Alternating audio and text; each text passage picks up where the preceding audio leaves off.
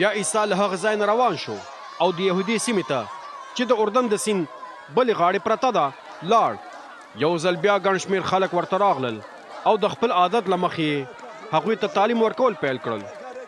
ځینې فریسیان راغلل او د دې دپاره چې هغه وزمایي نو پوښتنه یې ترې وکړه آیا دا روا ده چې یو سړی دی خپله ښځه طلاقه کړي؟ عیسی په ځواب کې د هغوی څخه پوښتنه وکړه موسی په دې هکله تاسو ته څه حکم کړی دی؟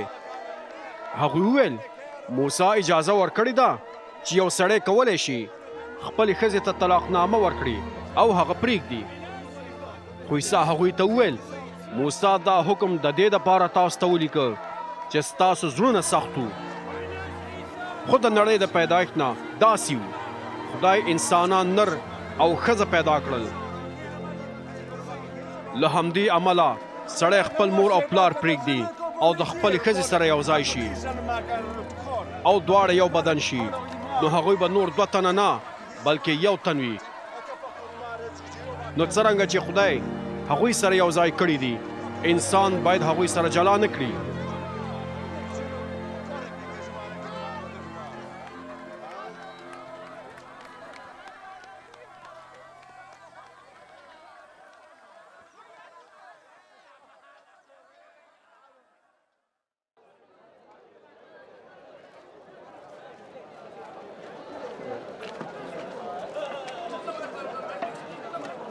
کله چې هغوی بیرته کور ته ننوتل نو شاګردانو د دې موضوع په هکله د عیسی څخه پوښتنه وکړه. هغه ورته وویل هر څوک چې خپله ښځه طلاقه کړي او د بلې ښځې سره واده وکړي نو هغه د خپلې لومړنۍ ښځې په وړاندې زنا کوي. په همدې ډول که یوه ښځه خپل میړه ته طلاق ورکړي او د بل سړي سره واده وکړي نو هغه هم زنا کوي. خلکو عیسی ته خپل ماشومان راوستل چې خپل لاس په هغوی باندې کیږدي. خو شاګردانو هغوی ورټل. خو کله چې عیسی ولیدل چې هغوی څه کوي نو خفه شو او خپلو شاګردانو ته وویل ماشومان پرېږدئ چې ما ته راشي. هغوی مه منې کوئ ځکه چې د خدای پاچاهي د همداسې خلکو ده. په یقین سره زه تاسو ته دا وایم هر څوک چې د خدای پاچاهي د یو ماشوم په څیر ونه مني نو هغه به هیڅکله هم ور دننه نه شي. بیا عیسی ماشومان په غېږ کې ونیول او خپل لاس یې د هغوی په سرونو باندې کېښود او هغوی ته برکت ورکړ.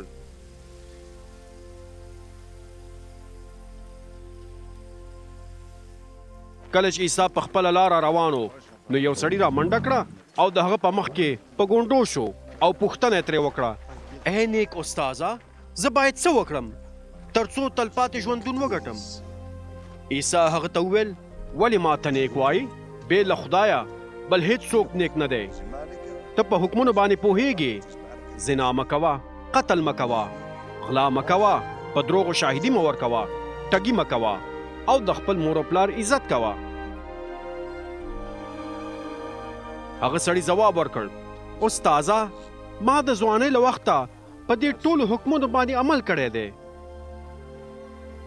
عیسی هغه ته وکتل او په هغه باندې مینه راغله او ورته ویل په تا کې د یو شي کمی شته، لاړ شه او هر څه چې لرې هغه خرڅ کړه او پیسې غریبانو ته ورکړه نو ته به په اسمان کې خزانې ولرې او بیا راشه او زما پیروي وکړه.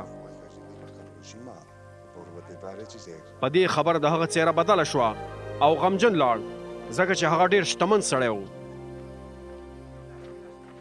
عیسی شاوخوا وکتل او خپل شاګردانو ته وویل شتمنو خلکو ته د خدای په پاچاهۍ کې ننوتل څومره ګران کار دی. شاګردان د هغه په خبرو حیران شول خو عیسی یو ځل بیا هغوی ته وویل ای بچیانو د خدای پاچاهۍ ته ننوتل څومره ګران کار دی. د ستنې د سوري څخه د اوښ تېرېدل اسان دي له دې نه چې یو شتمن سړی دی د خدای پاچاهۍ ته ورننوځي. شاګردان ډېر زیات حیران شول او یو بل ته وویل نو بیا څوک کولی شي چې خلاصون ومومي؟ عیسی هغوی ته وکتل او ویل د انسان دپاره دا ناشونې ده خو د خدای دپاره نه ځکه چې د خدای دپاره هر څه ممکن دي.